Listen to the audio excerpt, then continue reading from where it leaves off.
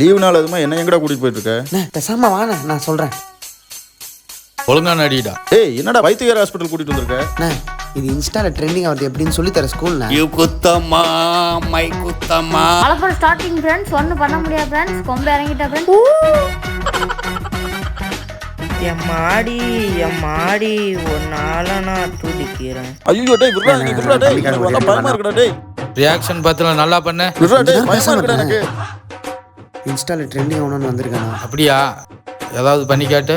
Hi hello வணக்கம் welcome. நான் உங்க இப்படி எல்லாம் பண்ண எவன் பாப்பியா? ஏங்க நல்லா தானே பண்ணா? டேய் பெரியசாமி இங்க வா. இவங்களுக்கு நடிச்சு காட்டு. எப்படி?